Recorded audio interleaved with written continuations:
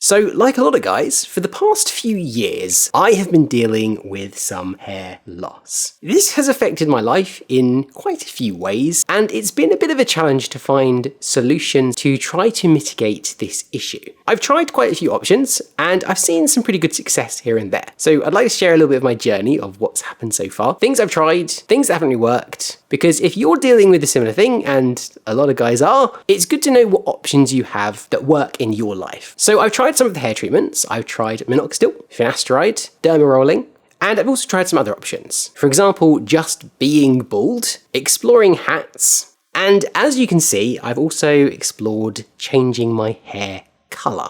So let's go over all these, how my experience has been, and hopefully you'll get some tips and tricks here on how you might be able to incorporate some of these into your own life. Hello, I'm Alex. I'm kind of in the progress of balding. If you're balding too, then consider subscribing and we can be bald together. So along the way here, I'm going to share various comparisons, progress pictures, so you can actually see how I've been doing so far.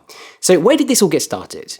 So I actually started probably over 5 or 6 years ago with Minoxidil. Now, my original aim was actually to improve my beard, and that's actually been quite a good success in all of this. But right now, 5 or 6 years down the line, one regret I do have is not taking the hair loss seriously. Because in those 5 to 6 years, the hair loss has progressed. And whilst I have made some improvements, and I reversed a little bit of it, it's not quite where it was back then, which is a shame. So if you're curious about the whole beard element of it, when I got started, I couldn't really grow all that much. Maybe a little bit on my chin, maybe a few, stray hairs here and there, but it was very patchy. I used foam and liquids, and honestly, they were really, really effective. And I actually came off Minoxidil after maybe a year or something, and I've kept a lot of the gains. So here are some comparisons of the beard. The progress on that has been great. And at this point, I don't really attribute this to Minoxidil anymore, because I think if I came off it, it probably would be about the same. Without even actually applying any of the Minoxidil to my hair at first, I also noticed some actual hair gains, and for a little brief period, my hair was actually looking quite full. The problem that I found with Minoxidil is it's a bit of a chore to use. When the end goal is to have, nice hair, it's a bit tricky because, you have to put this stuff on morning and night,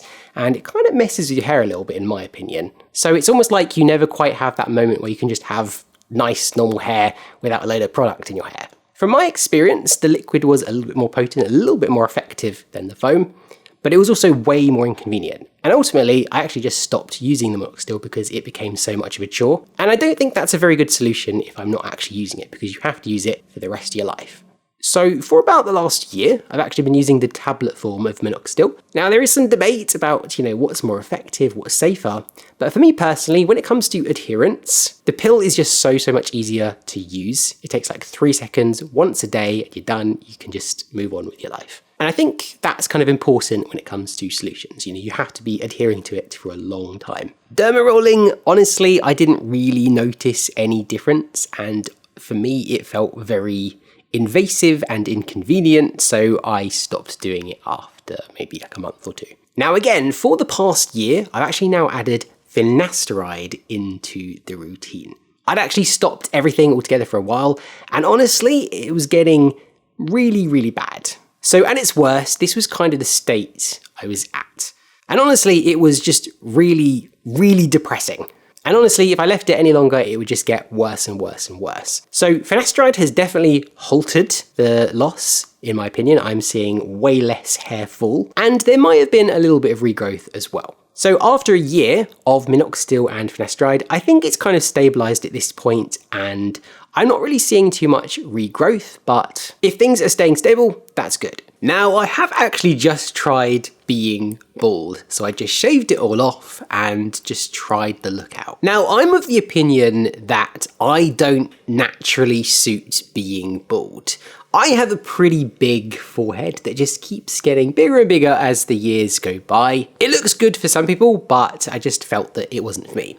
That said, when I tried it out, it actually didn't look too bad. Once I'd figured out the perfect length, and the frequency of shaving, it was actually not too hard to maintain. And it's definitely something that I'm probably going to have to do in the future, and I don't mind it as much now that I have tried it out. But for the time being, I would like to cling on a little bit longer. What's also really interesting that I noticed is that if you are not balding, you've got a full head of hair, you actually tend to look a little bit better bald compared to someone who actually is balding because of the hairline, which doesn't seem very fair, but just an interesting observation. Now, we all have experience with this, but I've actually tried wearing more hats. And whilst I think it's a really good option because it takes the focus away from, this thinning hair, and you just become a regular person, the really big downside with hats is you can't wear them in every situation. You can get away with it maybe like 70 or 80% of the time, but it's those times where you're not allowed to wear a hat where the problem almost becomes even bigger because you don't have a solution for those scenarios. So while it's a good option in our arsenal, it's not really a complete solution in my opinion. Now, as you have probably noticed, I have changed my hair colour, so I'm blonde-ish at the moment, and this has actually been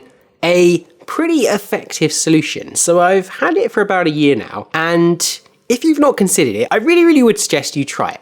Now, you don't have to go, bleach blonde like me, but even if you just lighten your hair a couple shades, it can really help, and there is some logic behind it. So if you're anything like me, I have very pale skin and very dark hair.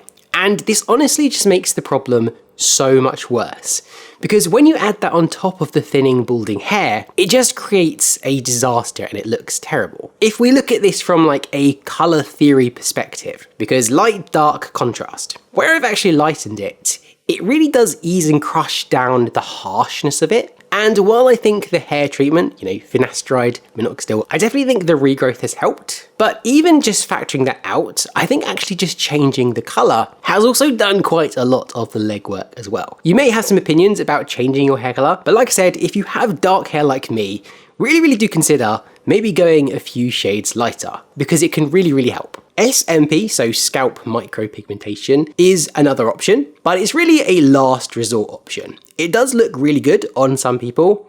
There are some downsides, especially when it comes to like lighting and reflection. I'm not sure if it's necessary for me, but it is something you could consider. So obviously the big one, the hair transplant. I think, I would love a hair transplant, and I think it's an important piece of the entire solution. So when you consider all of the hair treatments, the colour, etc., all these things combined with hair transplant, I think that is the complete solution, or at least the closest you're going to get to it. Now, I have not had a hair transplant, so I can't speak too much on it, but I guess it's about finding the right surgeon, the right place, because it's of course very expensive, and just making sure you're putting your safety first. This is a continual journey. I know it can really affect your life and your confidence, and it can really get you down and feel a little bit hopeless, but there are a lot of options, and it's always worth trying something if you haven't thought about every single option. This has just been my experience. I hope you found it helpful, and if you did, please do consider subscribing. Thank you very much for watching, and I will catch you next time.